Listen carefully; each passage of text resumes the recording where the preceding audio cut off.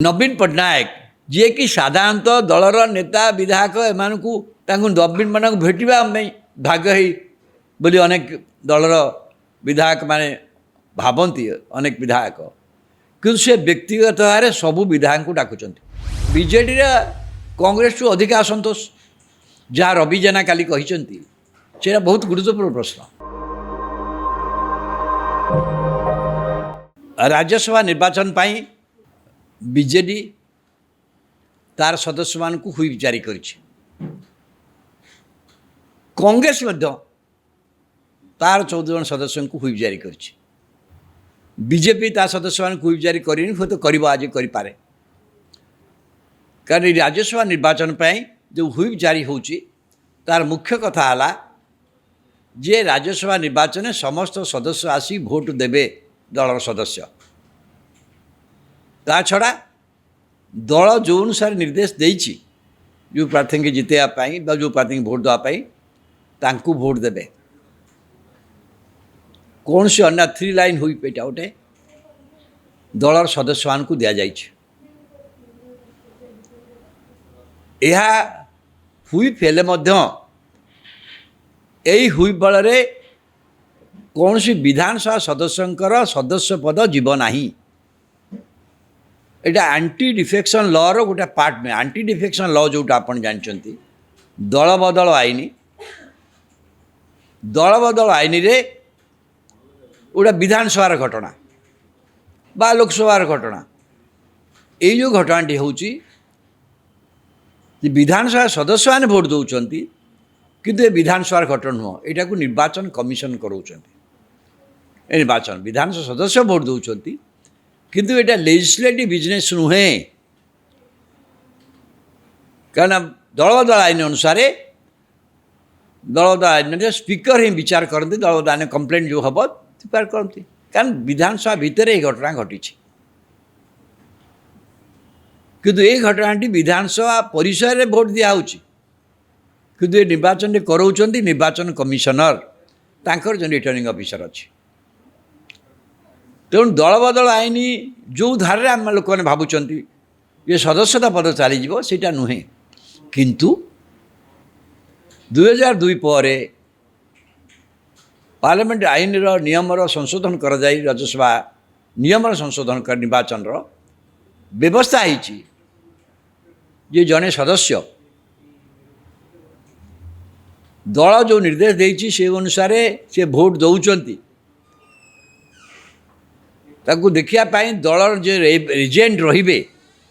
Voting समय प्रत्येक दलर जड़े एजेंट से बसवे तांकर दलर सदस्य माने भोट देवा समय दलर एजेंट को देखेबे दलर एजेंट को न देखी से यदि भोट दे दियंती ताल तांको भोट नाकच हो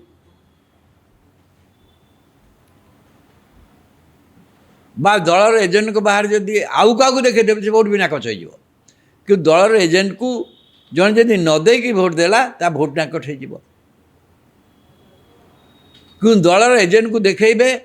एवं दलर प्रार्थी की भोट नदेले से यदि भोट देले नाकच हेनी किंतु से चिन्ह देवे एवं दल तांक विरुद्ध कार्यानुष्ठान कर दल बहिष्कृत कर जहाँ कार्यानुष्ठान कर अन्य कथा अच्छी समय सुविधा देखी कर किंतु से दृष्टि हुईपटा बहुत गुरुत्वपूर्ण ये हुईपटा नवा फल बर्तमान यही नियम गुड़िक कार्यकारी हम दलर सदस्य माने दलर जो एजेंट तांको देखेबे आपन जानते विधानसभा जहाँ गणित अच्छी से गणित अनुसार दलर सदस्य माने जे दलर निर्देश अनुसार काम करती से बीजेडी बीजेपी पक्षर होता कमन कैंडिडेट दत्तेश्वर तांकर विजय हो कहीं अधिका भोट एम छड़ा सीपीएम गोटे भोट अच्छी से आदर्शगत भोट शिवान विदेव बोली कहते किंतु दिलीप राय ये स्वाधीन सभ्यत भाव में छिड़ा किंतु बीजेपी स्पॉन्सर्ड उठी बीजेपी जवाब देछि निज अमित शाह भी आसी ए संक्रांत केमती निर्वाचन से विजयी हे से बीजेपी स्पॉन्सर कर बीजेपी स्पॉन्सर कलाठू से छिड़ा होती कारण सबू जो मैंने ना दस्तखत कर सब बीजेपी दलर सदस्य तांकु जितवा हेले यही जो निर्देश सत्वे बीजेडी और कांग्रेस रु किसी सदस्य दलर निर्देश को अमान्य करी जे तांकु भोट देवे ताल से जीतबे अति कम 8 जन 2 जन सनातन महाकूट और अरविंद महापात्र सी आगुरी दल सस्पेंड होता दृष्टि सी देवे ये से धर नहीं किसी दल सस्पेंड होते हुईप्र नियम अनुसार सस्पेंड होता सदस्य बहिष्कृत नुहंती से माने भोट देला बेले दलर एजेंट को देखेबे दलर जी एजेंट थे देखेबे कि से पूरा सीधा से दल तो बहिष्कृत होती दल कौन कर किसी कर सस्पेंड होती बहिष्कार करें किंतु अन्य माने किए कौन करेंगे ये दुई जन सदस्य होनी रवि जेना इस्तीफा देला बीजेडी रु समस्त धरी नहीं पत्नी बस्तार विधायिका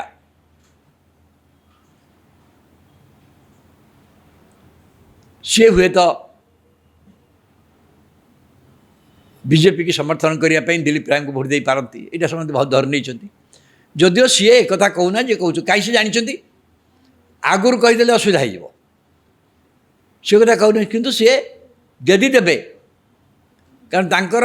नवीन पट्टनायक नेतृत्व प्रति किसी असुविधा ना नवीन पट्टनायक व्यक्तिगत भाव सब इंटरेस्टिंग कथा खाली हुईप दिखाई खाली दल पक्षर हुईप दिखाई जाही आपन देखिए नवीन पट्टनायक जी कि साधारणतः दलर नेता विधायक एम को विशेष नवीन मान भेटा भाग्य बोली अनेक दलर विधायक माने भावती अनेक विधायक कि से व्यक्तिगत भाव सबू विधायक को डाकुंट कहते ये भोट दियो सबू विधायक जन जन करी पीसीसी सभापति भक्तदास भी दलर बैठक कर जन जन सदस्य मान कहूँ केवल से नहांती आंकर जे एआईसीसी कारण भक्तदास असंतोष अच्छी भावुं आंकर जे एआईसीसी मुख्य खड़गे खड़गे खड़गे साहब भी आंकर 14 जाक विधायक को जन जन कर टेलीफोन कर दलर प्रार्थी की आपण भोट देवे तार्थ डॉक्टर दत्तेश्वर होता को भोट देवे तार्थ जी एटा न मानिब से तो दल सस्पेंड हम जहाँ हम तेणु दलू बाहरी जावाई जी प्रस्तुत थी दलू बाहरी गले तार राजनीतिक दृष्टि किसी क्षति हम ना एवं सोशल मीडिया जुगे कह से टंका नहीं 5 कोटी नहीं 10 कोटी नहीं प्रचारित हम ता सत्वे जार जे परवा करना सी रिस्क नहीं पार किसी असुविधा नहीं बीजेडी कांग्रेस टू अधिक असंतोष जहाँ रवि जेना काली कहते से बहुत गुरुत्वपूर्ण प्रश्न रवि जेना कहीदे कौन जे बीजेडी रे कौन सी भविष्य देखी पाना से कहीं बीजेडी छाड़ुंट ना बीजेडी नवीन पट्टनायक प्रति सम्मान थाए किंतु बीजेडी रे नवीन पट्टनायक उत्तराधिकार प्रश्न करूना और नवीन पट्टनायक बयस जहाँ स्वास्थ्य अवस्था जहाँ निर्भर कर राजनीति भविष्य की निर्माण कर यही प्रसंगटा हुए तो अनेक हो पारे आसपारे से गोटे बाट देखी जदिव रवि जेना आज गोटे बड़ कथा जो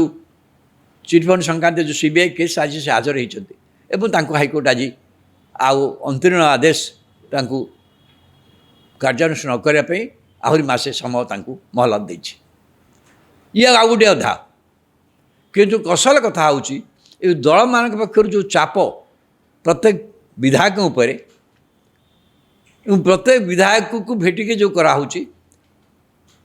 एवं हुई जारी हो गला ता सत्वे कौन हम मु कहली देखो दुईटा कथा जड़े लोक न आसिक अनुपस्थित रही पारे स्वास्थ्यगत कारण देखे ଅନୁପସ୍ଥିତ ରହିଲେ ମଧ୍ୟ ଯଥେଷ୍ଟ କାରଣ ନଥିଲେ ମଧ୍ୟ କାର୍ଯ୍ୟାନୁଷ୍ଠାନ ଦଳ କାର୍ଯ୍ୟାନୁଷ୍ଠାନ କରିବ। କାରଣ ଦଳରେ ଆପଣ ଅସୁସ୍ଥ ଅଛନ୍ତି ସେ ଜଣେ ଜଣକି ଡାକି ପଚରା ହେଉଛି ଏବଂ ପଚାରିଲା ବେଳେ କେହି କହୁନାହାନ୍ତି ମୁଁ ଅସୁସ୍ଥ ଅଛି ବୋଲି। ବର୍ତ୍ତମାନ ତ କହିନାହାନ୍ତି। ହଠାତ୍ କାହାର କ'ଣ ହେବ ସେ ହସ୍ପିଟାଲାଇଜ୍ ହେଇଯିବ, ସେଥିରେ ସେ ଅନୁପସ୍ଥିତ ରହିବ। ଯଦି କିଛି ଲୋକ ଅନୁପସ୍ଥିତ ରହିବେ ବା ମୁଁ କହିଲି ଦଳୀୟ ନିର୍ଦ୍ଦେଶକୁ ନ ମାନିକି ଏଜେଣ୍ଟକୁ ନ ଦେଇକି ଯିଏ ଭୋଟ୍ ଦେଇଦେବ ସେ ଭୋଟ୍ ବି ନାକଚ ହେବ। ଯିଏ ଅନୁପସ୍ଥିତ ରହିବ ତା ଭୋଟ୍ ବି ଗଲା। এইଭଳିଆ ବହୁତ ଭୋଟ୍ ଯଦି କିଛି ଭୋଟ୍ ନାକଚ ବା ଅନୁପସ୍ଥିତ ଯେଉଁ କଟିଯାଏ ତାହେଲେ ମଧ୍ୟ ଯେଉଁ ମୋଟ ଭୋଟ୍ ଯେତିକି ଭୋଟ୍ ମିଳିଲେ ବର୍ତ୍ତମାନ ଜଣେ ରାଜ୍ୟସଭାକୁ ନିର୍ବାଚିତ ହେବ, ଆମେ ସମସ୍ତେ ଯଦି ଭୋଟ୍ ଦେବେ 29.4 ଯାହାକୁ କହୁଛନ୍ତି 29,400 ଯାହାକୁ କହୁଛନ୍ତି ମୂଲ୍ୟର ଭୋଟ୍ ତାଙ୍କୁ ମିଳିବା ଦରକାର। ଯେଉଁଟା 30ଟା ବିଧାୟକ ଆମେ ଧରୁଛୁ, 30 ହେଲେ 3,000 ହେଉଛି। ସେଇ ମୂଲ୍ୟର ଭୋଟ୍ଟା କମିଯିବ, ଯେତିକି ଭୋଟ୍ ଦେବେ ସେ ଅନୁସାରେ ହେବ, ମୂଲ୍ୟ ସ୍ଥିର ହେବ। ଯେ ମୂଲ୍ୟ ଯେତେବେଳେ ସ୍ଥିର ହେବ ସେଥିରେ ମଧ୍ୟ କିଛି ଗଡ଼ବଡ଼ ହେବ। ଏବଂ ଫାଷ୍ଟ ପ୍ରିଫରେନ୍ସରେ ଯଦି 4 ଜଣ ଯାକ ନିର୍ବାଚିତ ନହେଲେ ତାହେଲେ ଦ୍ୱିତୀୟ ପସନ୍ଦ ଭୋଟ୍ ହେବ, ଗଣା ହେବ। ପ୍ରଥମ ପସନ୍ଦ ଭୋଟ୍ ପରେ ପ୍ରଥମେ ପ୍ରାର୍ଥୀ ଯେତେବେଳେ ଭୋଟ୍ ଦେଉଛି ତାକୁ 1 ଲେଖିବ ପ୍ରଥମଟା, ଦ୍ୱିତୀୟ ପସନ୍ଦଟା 2 ଲେଖିବ ସିଏ। ସୋ ଦ୍ୱିତୀୟ ପସନ୍ଦ ଭୋଟ୍କୁ ଯେତେବେଳେ ଆସିବ ଦ୍ୱିତୀୟ ପସନ୍ଦର ଭ୍ୟାଲ୍ୟୁ କମ୍ ହେବ, ଦ୍ୱିତୀୟ ପସନ୍ଦ ଗଣା ହେବ। ସୋ ଏ ବଡ଼ ଗଣନା ଅଛି। ତେଣୁ ଏଥିରେ କେଉଁ ଧରଣର ଖେଳ ହେବ ଆପଣ କହିପାରିବେନି। ଯେଉଁମାନେ କରୁଛନ୍ତି ଖେଳ କରିବେ ତାକୁ। କିନ୍ତୁ ଦଳ ପକ୍ଷମାନଙ୍କୁ ଉଭୟ ବିଜେଡ଼ି ଆଉ କଂଗ୍ରେସ ଏକଦମ ଜୋରଦାର ହୁଇପ୍ ଦେଇକି ସବୁ ସଦସ୍ୟମାନଙ୍କୁ ଏକଜୁଟ କରିବ। ଯଦିଓ ଦିଲ୍ଲୀପ ରାୟଙ୍କର ବ୍ୟକ୍ତିଗତ ଭାବରେ କଟିଂ ଆକ୍ରସ୍ ପାର୍ଟି ଲାଇନ୍ ସବୁ ନେତା ଓ ବିଧାୟକମାନଙ୍କ ସହିତ ସମ୍ପର୍କ ଅଛି। ଏପରିକି ଡକ୍ଟର ଦତ୍ତେଶ୍ୱର ହୋତା ରାଜନୀତିରେ ସମ୍ପୂର୍ଣ୍ଣ ନୂଆ ବ୍ୟକ୍ତି ହେଲେ ମଧ୍ୟ ସିଏ ଏତି ସମୟରେ ଯେଉଁ କ୍ୟାମ୍ପେନ୍ ପିରିୟଡ଼ ପାଇଛନ୍ତି ବିଜେଡ଼ି ଆଉ କଂଗ୍ରେସ ଦଳର ସବୁ ବିଧାୟକଙ୍କୁ ସେ ବ୍ୟକ୍ତିଗତ ଭାବରେ ଭେଟି ସାରିଲେଣି। ମୋର ଯାହା ଖବର